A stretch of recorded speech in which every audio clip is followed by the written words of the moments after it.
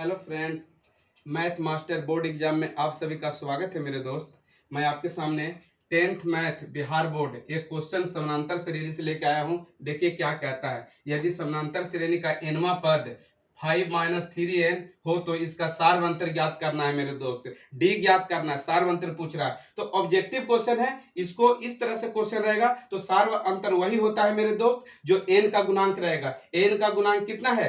-3। n का गुणांक कितना है? -3। तो इसका भी आंसर कितना हो जाएगा? -3। लेकिन हम आपको बना के बताते हैं मेरे दोस्त, समझना है बात को। क्या कर रहा है यहाँ पे, समझिए। यहाँ पे कह रहा है समानांतर श्रेणी का nवां पद कितना है? nवां पद यानी tn बराबर nवां पद कितना है मेरे दोस्त? 5 माइनस कितना? 3n। 5 minus 3n। अब हम निकालेंगे पहला पद यानी t1 निकाल देते यहाँ पे, तो n की जगह पे 1 रखेंगे तो 5 माइनस 3 इंटू कितना? 1। तो t1 क्या हो गया? t1 हो गया। 5 में से 3 चला गया तो कितना हो गया? 5 में से चला गया 3 तो कितना? 2।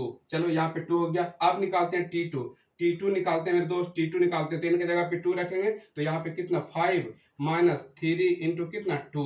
तो क्या हो जाएगा? t2 बराबर, t2 क्या हो जाएगा यहाँ से? 5 और -3 दूना कितना? 6। तो यहाँ t2 कितना आ गया? t2 का मान आ गया, 5 में से जाएगा 6 तो कितना हो जाएगा? 5 में 6 जाएगा तो -1। अब d का मान, तो इसीलिए d बराबर क्या होता है? d बराबर, अब सार्वंतर पूछ रहा है तो d बराबर कितना? d बराबर कितना?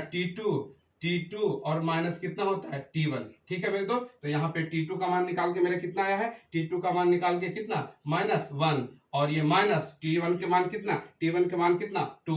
तो यहाँ पे देख लीजिए, यहाँ पे d का मान कितना आ गया? d बराबर कितना आ गया? -1 -2 माइनस कितना? 3। तो ये पूछ रहा सार्वंतर कितना होगा? तो ऑप्शन नंबर मेरा क्या होगा? ऑप्शन नंबर ए मेरे प्रश्न का राइट आंसर होगा। अगर वीडियो अच्छे लगे मेरे दोस्त तो लाइक कीजिए, सब्सक्राइब कीजिए एंड शेयर कीजिए। Thank you.